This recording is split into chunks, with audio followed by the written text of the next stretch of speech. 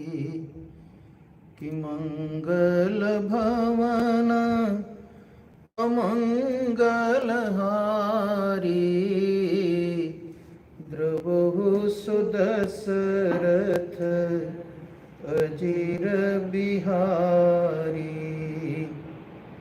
कि अब प्रभु कृपा करहु यही भांति, सब तजी भजन करहु दिन राति। अब प्रभु कृपा करहु यही भांति, सब तजी भजन करहु दिन राति। कि मंगल भवन अमंगल हारी, द्रवहु सो दशरथ अजीर बिहारी। मंगल भवन अमंगल हारी, द्रवहु सो दशरथ अजीर बिहारी।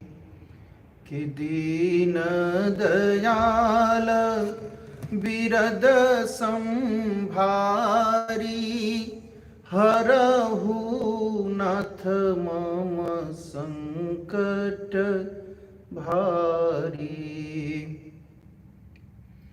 कि दीन दयाल बिरद संभारी, हरहु नाथ मम संकट भारी।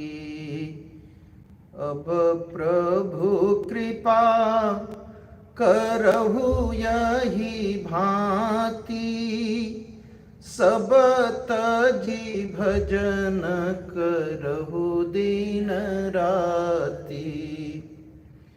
कि अब प्रभु कृपा करहु यही भांति, सब तजी भजन करहु दिन राति। जो आनंद सिंधु सुख राशि, जो आनंद सिंधु सुख राशि, सीकरिते त्रय लोक सुपासी। कि सो सुख धाम रामयस नामा, अखिल लोकदायक विश्रामा। विश्वभरन पोषण कर जोई, ताकर नाम भरत यस होई। कि विश्वभरन पोषण कर जोई, ताकर नाम भरत यस होई। कि जाके सुमिरन तेरी पुनासा, नाम शत्रुहन वेद प्रकाशा। कि लक्षण धाम राम प्रिय, सकल जगत आधार, गुरु वशिष्ठ तेहि राख्यो, लक्ष्मण नाम उदार। कि अब प्रभु कृपा करहु यही भांति, सब तज भजन करहु दिन राति। अब प्रभु कृपा करहु यही भांति, सब तजि भजन करहु दिन राति। बोलिए सियावर रामचंद्र भगवान की जय, उमापति महादेव की जय, श्री गुरुदेव महाराज की जय, श्री दिव्येश्वर धाम की जय, श्री केतुमालेश्वर धाम की जय, श्री दक्षेश्वर धाम की जय। हर हर महादेव।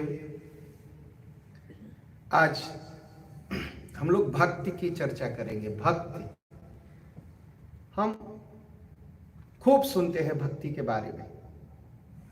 भक्ति के बारे में खूब सुनते हैं कि भक्ति जो है 9 प्रकार की है। सबरी माँ का प्रसंग, श्रीमद् भागवत महापुराण का प्रसंग। आज हम सुनेंगे भक्ति के बारे में, लेकिन नारद भक्ति सूत्र से।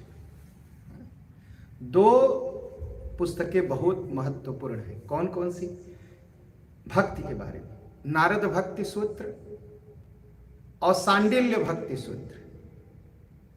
और इस युग के अवतार जो थे स्वामी श्री रामकृष्ण परमहंस, वो कहते थे कलयुग में नारद भक्ति सूत्र ही उपयोगी है। कलयुग के लिए नारद भक्ति सूत्र। तो नारद भक्ति सूत्र को प्रेम सूत्र भी कहा जाता है, प्रेम शास्त्र भी कहा जाता है। भक्ति क्या करती है, कैसे मिलती है, हमारे जीवन को कैसे बदलती है, ये सब नारद भक्ति सूत्र में है। और नारद भक्ति सूत्र में बड़े, आप सुनेंगे, बड़े आश्चर्य की बात है कि कुल 84 सूत्र हैं नारद भक्ति सूत्र में। कुल 84। हम लोगों का जन्म कितना होता है? हम लोग 84 लाख योनियों में भटकते हैं। तो इन 84 लाख योनियों से बचने के लिए, भटकने से बचने के लिए अगर कुछ करना है तो हमें क्या करना है? इन जो 84 सूक्त हैं, ये जो सूत्र हैं, नारद भक्ति सूत्र के जो 84 सूत्र हैं, इनको हमें अपने जीवन में उतारना है। और आश्चर्य की बात आपको बताएं, श्री रामचरितमानस में कुल 84 प्रसंग है। एक एक सूत्र पर एक एक प्रसंग है। एक एक सूत्र पर एक एक प्रसंग है। तो पूरा रामचरितमानस यह नारद भक्ति सूत्र के आधार पर मानस की रचना युगावतार संत श्री तुलसीदास जी ने किया। तो नारद भक्ति सूत्र में जो पहला सूत्र नारद जी लिखते हैं, वो क्या कहते हैं? अथा तो भक्ति व्याख्या श्याम। अब मैं भक्ति की व्याख्या करता हूं। शास्त्र लिखने से पहले लोग लिखते हैं ना, कुछ पुस्तक लिखने से पहले कभी राम जी का नाम लिखते हैं, कभी ओम लिखते हैं। वैसे ही अथ शब्द है। अथ शब्द ब्रह्मा जी के गले को भेदन करके निकला। अथ बहुत ही शुभ शब्द माना गया, अथ। और इसका अर्थ है कि अब नारद जी ने बहुत प्रसिद्ध 2 पुस्तकों की रचना की। नारद स्मृति और नारद पंचरात्र।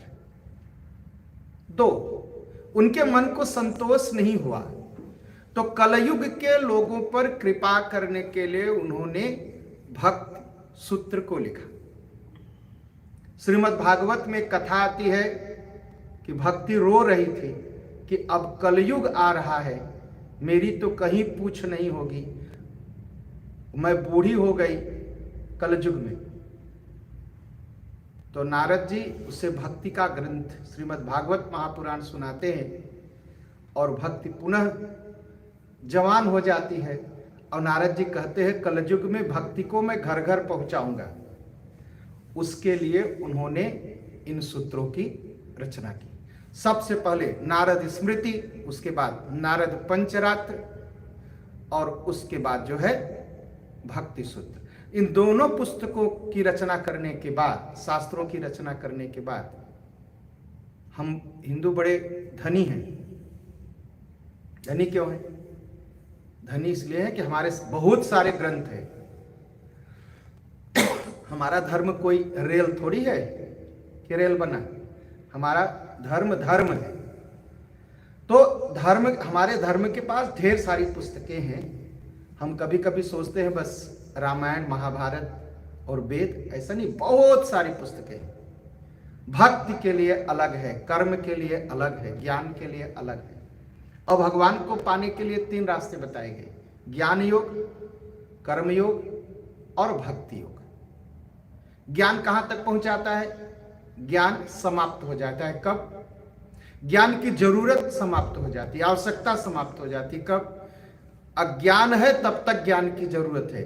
जब ज्ञान का हो गया तो ज्ञान योग खत्म, समाप्त हो गया।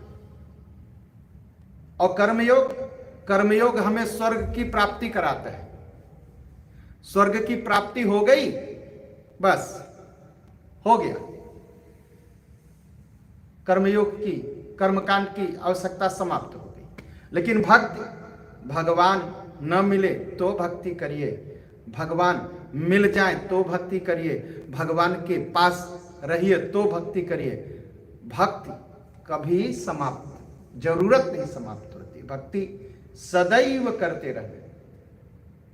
ज्ञान की आवश्यकता, अज्ञान समाप्त होने के बाद खत्म। कर्मकांड की आवश्यकता स्वर्ग की प्राप्ति के बाद खत्म। लेकिन भक्ति योग अनवरत अनवरत चलती है। तो इसीलिए कर्म और ज्ञान की पुस्तकें की रचना के बाद नारद जी ने भक्ति सूत्रों की रचना की। और भक्ति के जो सूत्र हैं तो पहले लिखते अथातो भक्ति व्याख्यास्याम। अब मैं भक्ति की व्याख्या करूंगा। अब मैं कब? वो सबसे अब उसके बाद, नारद स्मृति के बाद, नारद पंचरात्र के बाद। अब सुनिए, नारद जी कहते हैं कि अब मैं भक्ति की व्याख्या करूंगा। हाँ, भक्ति कैसी है? सा त्वस्मिन् परम प्रेम रूपा। भक्ति कैसी है? बहुत, वह जो है ईश्वर के प्रति परम प्रेम रूपा है। प्रेम हम समझते हैं ना, कभी कोई अपने पुत्र को प्रेम करता है, कोई अपने पिता को प्रेम करता है, कोई अपनी माँ को प्रेम करता है, कोई अपनी पत्नी को प्रेम करता है, कोई अपने पति को प्रेम करता है। यह क्या है? यह वासनात्मक प्रेम है। वासनात्मक प्रेम कब शुरू होता है? जिससे खून का संबंध हो, शारीरिक संबंध हो, इसे वासनात्मक प्रेम कहते हैं। यह आज नहीं कल समाप्त होगा, यह खत्म होगा। यह सांसारिक प्रेम, यह एक दिन समाप्त होगा। और भगवान का प्रेम ऐसा है, भगवान क्या कहते हैं? तुम मेरी तरफ थोड़े से कदम बढ़ाओगे, 1 कदम बढ़ाओगे, मैं तुम्हारी तरफ 10 कदम बढ़ाऊंगा। तो वैसे ही भगवान को आप थोड़ा सा प्यार करोगे, उसका 10 गुना भगवान आपको प्रेम करेंगे। भगवान को आप वो पुनः प्रेम वापस करोगे, भगवान 100 गुना प्रेम करेंगे। ये बढ़ता रहेगा, ये समाप्त नहीं होगा। यह परम प्रेम रूपा है। भक्ति बदलती नहीं। अब भगवान क्या कहते हैं? सो अनन्य जाके असीम मति न टरई हनुमंत। अनन्य भक्ति होना चाहिए। अनन्य भक्ति क्या है? अनन्य भक्ति है जो अन्य से न हो, केवल एक से हो, उसे अनन्य भक्ति कहते हैं। आजकल होता क्या है, स्वार्थवश कभी लोग शिव जी की भक्ति करते हैं, इच्छा नहीं पूरी हुई, चलो दुर्गा जी की भक्ति करते हैं। दुर्गा जी से इच्छा नहीं पूरी हुई, चलो राम जी की भक्ति करते हैं। राम जी से भी इच्छा नहीं पूरी हुई तो कृष्ण जी की भक्ति करते हैं। कृष्ण जी की इच्छा भी, कृष्ण जी से भी इच्छा नहीं पूरी हुई, चलो अब भूत प्रेत पूजते हैं। ये भक्ति नहीं है। इसको शास्त्र और संत क्या कहते हैं? यह वेश्यागिरी है। इससे मन नहीं भरा, चलो तो उसके पास, उससे मन नहीं भरा तो उसके पास। ऐसी भक्ति से कल्याण नहीं होगा। कल्याण कैसे होगा? परम प्रेम रूपा भगवान के प्रति अनन्य भक्ति, कभी न बदलने वाली भक्ति, कभी न बदलने वाली भक्ति। कुछ भी भगवान दे दे, कैसा भी जन्म हो जाए, लेकिन भगवान मैं आपको ही प्रेम करूंगा। भगवान मुझे आपका ही साथ चाहिए। बाली को जब भगवान ने मारा ना, तो भगवान ने पूछा, बाली कहां? भगवान कहा, तुम कहो तो तुम्हें जिंदा कर देते। बाली ने क्या कहा? बड़ा अच्छा तुलसीदास जी ने लिखा, जय हे अब नाथ करी करू ना बिलो कहू, देहु जो बर मांगू। नाथ अब एक कृपा करिए, जो मांगता हूं उसे दीजिए। मुझे कुछ नहीं चाहिए, मुझे जिंदा नहीं रहना है, मुझे लंबा जीवन नहीं चाहिए, धन नहीं चाहिए, राज्य नहीं चाहिए, पैसा नहीं चाहिए, रुपया नहीं चाहिए, जीवन भी नहीं चाहिए। कहा क्या चाहिए? कहा भगवान मैं अपने कर्मों के अनुसार मेरा जन्म होगा, जैसा मैंने किया वैसा जन्म होगा। कुत्ता बनूं, बिल्ली बनूं, सांप बनूं, बिच्छी बनूं, कुछ भी बना दीजिए, बन जाऊं मैं अपने कर्म के अनुसार। तय अब नाथ करी करू ना बिलो कहू, देहु जो बर मांगू। जेहि जो जन्मऊ कर्म बस, तह राम पद अनुरागऊ। अब जेहि जो जन्मऊ कर्म बस, अपने कर्म के अनुसार मेरा कहीं भी कैसा भी जन्म हो, कुछ भी बन जाओ, कुत्ता बिल्ली सुअर गाय भैंस चिड़िया, कुछ भी पेड़, कुछ भी बन जाओ, भगवान एक चीज बनी रहे, आपके चरणों में अनन्य भक्ति हो, परम प्रेम हो आपसे, बस। तो भक्ति परम प्रेम रूपा अनन्य भक्ति। सो अनन्य जाके असी मति न टरई हनुमंत। अनन्य भक्ति हो। और कैसी भक्ति हो? कि भगवान मेरे और मैं भगवान का, और बीच में कुछ नहीं, कुछ भी नहीं। इसे कहा गया भक्ति जो है, जो बदलती रहती है बार बार, वो भक्ति नहीं है। जो रुकी है, अनन्य है, वही, उसी को भक्ति कहा गया। और वह परम प्रेम रूपा है, परम प्रेम रूपा भगवान के प्रति। कुछ भी भगवान, कुछ भी भगवान, जीवन ले लो, भगवान पीड़ा दे दो, लेकिन आपके प्रति मेरी भक्ति बनी रहे, बस। आप मिलो तो भक्ति बनी रहे, आप न मिले तो भक्ति बनी रहे। कोई जरूरत नहीं भगवान आप मेरे सामने प्रकट हो, बस आपसे प्रेम बना रहे। भक्त यही इच्छा करता है, बस प्रेम बना रहे। और जो एक छोटी छोटी भक्ति होती है ना, जिसे हम भक्ति कह देते हैं, दिया है, जरा सा हवा स्वार्थ का गा, दिया बुझ गया। जरा सा आंधी स्वार्थ की आई, भक्ति बुझ गई। जरा सा वासना का पानी बरसा कि भक्ति बुझ गई।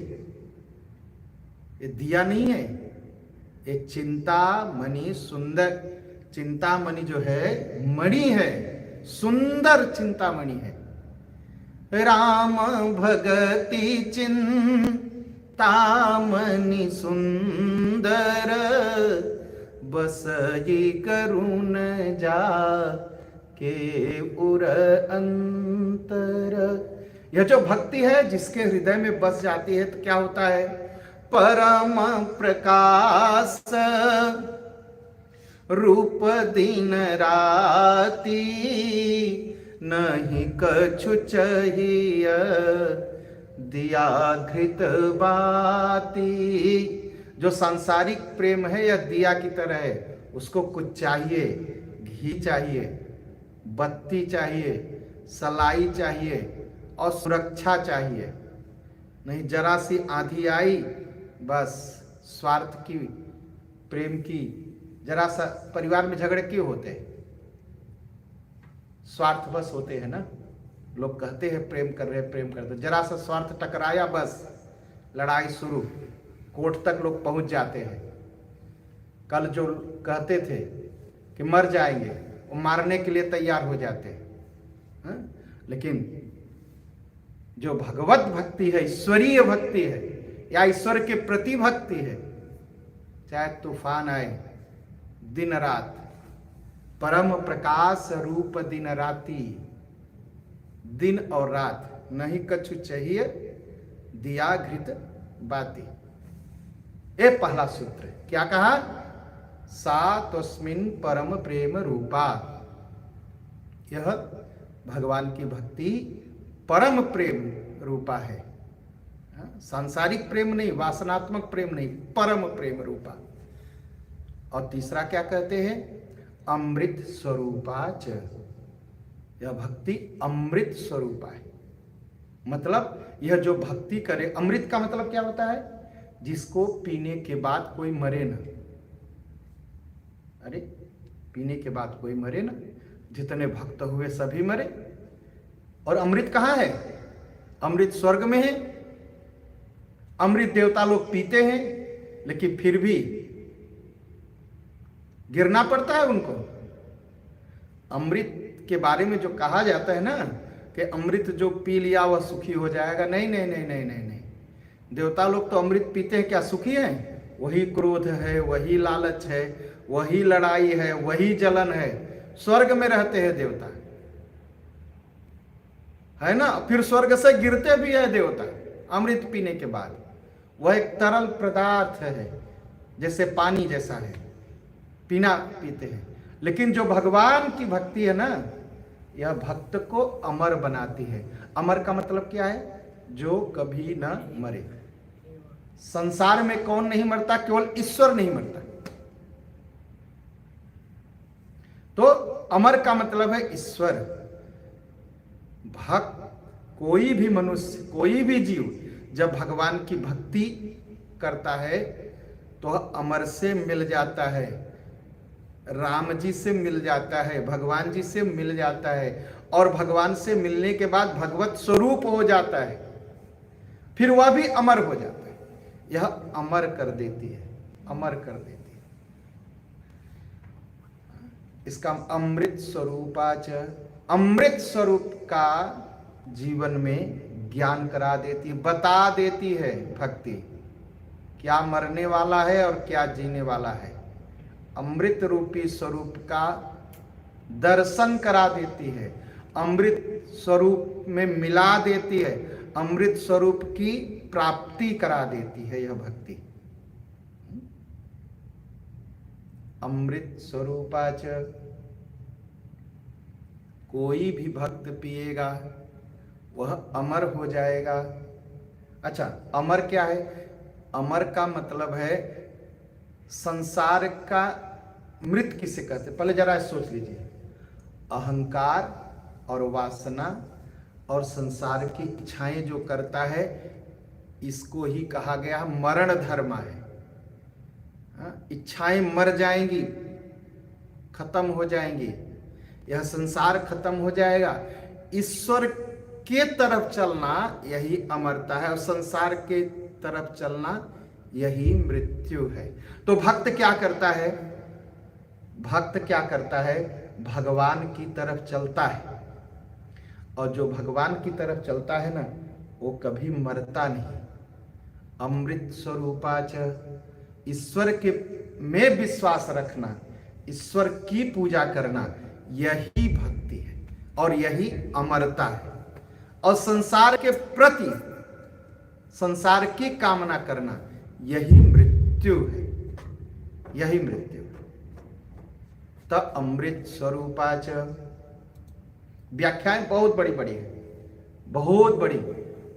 84 सूत्रों की व्याख्या 84 बरस अगर मैं करूं तो नहीं कर पाऊंगा। हाँ, जो आज बन पढ़ रहा है हम आपको सुना रहे हैं। यल लब्ध्वा, चौथा सूत्र क्या है?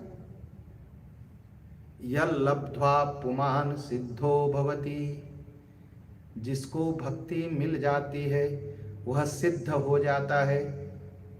हम लोग बड़ा सिद्धि के पीछे भागते हैं ना, मुझे सिद्धि मिल जाए, उड़ने की सिद्धि मिल जाए, पानी पर चलने की सिद्धि मिल जाए, हाँ, बिना प्लेन के हम उड़ करके आकाश में पहुंच जाए, बोट की हमें जरूरत न हो, पानी पर चल के इस तरफ से उस तरफ चले जाए। यह सब मूर्खता है। और तमाम तरह के लोग सिद्धियां दिखाते हैं ना, ये सब मूर्खता है। श्री रामकृष्ण परमहंस के पास एक व्यक्ति आए, कहा मैं बहुत बड़ा तपस्वी हूं। कहा क्या तपस्वी, क्या तपस्या की हो भैया? कहा मैंने सिद्धि प्राप्त की है। कहा क्या सिद्धि प्राप्त की है? कहा ये गंगा नदी है ना, रामकृष्ण परमहंस गंगा नदी के किनारे रहते थे, तो कहा ये नदी है ना, कहा पानी पर चल करके मैं उस पार जा सकता हूं। कहा रामकृष्ण परमहंस ने पूछा कितना दिन लगा? कहा 24 साल तक मैंने तपस्या की, तब इस सिद्धि को पाई। रामकृष्ण परमहंस ने कहा तुमसे बड़ा मूर्ख कोई नहीं है। जीवन के 24 साल तुमने बर्बाद कर दिए इस सिद्धि पाने में, और देख रहे हो जो नाव में बैठा 2 रुपया दिया, इधर से उधर हो गया, कोई जरूरत नहीं। ये 2 कौड़ी की सिद्धि है तुम्हारी, 2 कौड़ी की। जो सामान्य आदमी 2 पैसा दे करके नाव में बैठ करके इस पार से उस पार चला जाता है, तुमने 24 बरस अपना जीवन बर्बाद कर दिया। तो सिद्धियों के पीछे जो भागते हैं ना, यह मूर्खता है और जीवन को बर्बाद करना। रामकृष्ण परमहंस कहते थे सिद्धियां मतलब मूर्खता, एक गंदगी है। लेकिन जो भगवान की भक्ति करते वो सिद्ध हो जाते हैं। सिद्ध का मतलब भारत में क्या कहते हैं? भोजन सिद्ध हो गया, चावल सिद्ध हो गया, दाल सिद्ध हो गया। सिद्ध का मतलब पक जाना, अच्छी तरह पक जाना, भोजन करने लायक पक जाना, स्वाद देने लायक पक जाना, इसका मतलब है सिद्ध होना। जो भगवान का भक्त होता है वह सिद्ध हो जाता है, इतना अच्छी तरह पकता है कि संसार के जो भी लोग उसके पास बैठते हैं उनको स्वाद ही स्वाद मिलता है, आनंद ही आनंद मिलता है, सुख ही सुख मिलता है।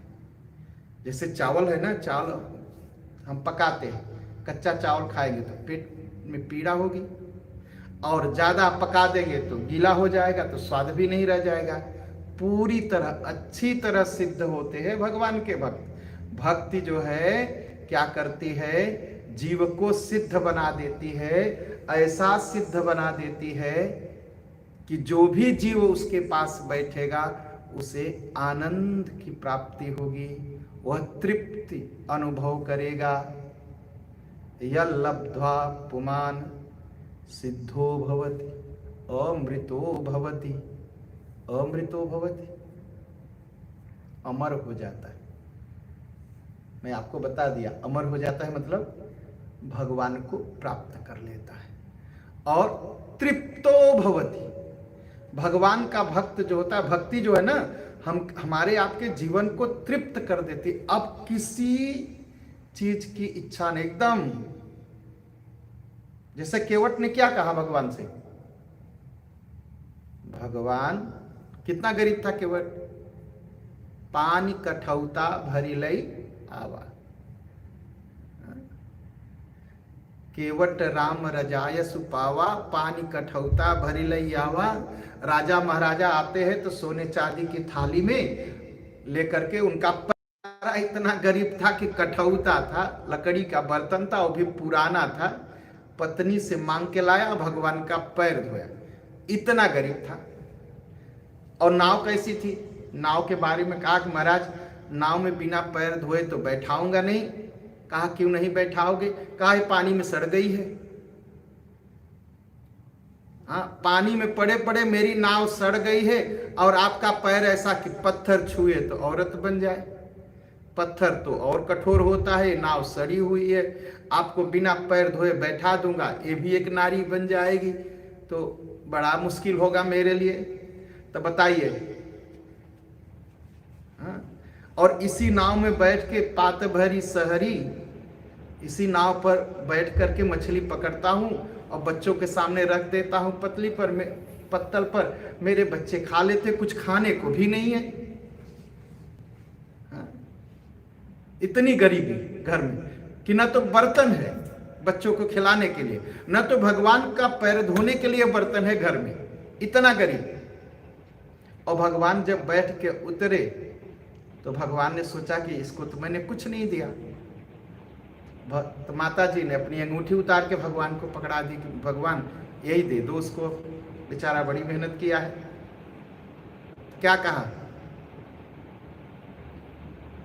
तृप्त हो गया। क्या कहा, नाथ आजू मैं काहन पावा, मिटे दोष दुख दारिद दावा। कहा भगवान आज तो सब मिल गया मुझे, जितना जीवन का दोष था समाप्त हो गया। मिटे दोष, दुख मिट गया, आज हमारी दरिद्रता मिट गई। मिटे दोष दुख दारिद दावा। दावा क्या, ये मेरा है, नाव मेरी है, पत्नी मेरे है, बच्चे मेरे हैं, नदी मेरी है, घाट मेरा है, यह भी मिट गया। भगवान ने अंगूठी देने की कोशिश की, उसने लिया भी नहीं, और भगवान से कह दिया नाथ आज मैं काह न पाऊं। क्या क्या नहीं मिला, सब कुछ मिल गया। तो जो भक्ति होती है जीवन में तृप्तता लाती है, मतलब किसी चीज की इच्छा नहीं रह जाती। सब चीज की जो जरूरत की चीजें जिसे हम समझते हैं, लगता नहीं अभी जरूरत की चीज नहीं है। मिटे दोष दुख दारिद दावा, तृप्तो भवति। जो भक्त होता है ना, वह तृप्त हो जाता है। अब किसी चीज की इच्छा नहीं, न धन की इच्छा, हाँ, न मान की इच्छा, न ज्ञान की इच्छा, अब कुछ नहीं, अब कुछ नहीं। यल्लब्ध्वा पुमान सिद्धो भवति, अमृतो भवति, तृप्तो भवति। जो भगवान की भक्ति कर लेता है या भगवान की भक्ति में लग जाता है, वह तृप्त हो जाता है, एकदम संतुष्ट हो जाता है, और जीवन उसका पवित्र हो जाता है। हाँ? तो मंगल भवना अमंगल हारी, द्रबहु सुदशरथ अजीर बिहारी। मंगल भवन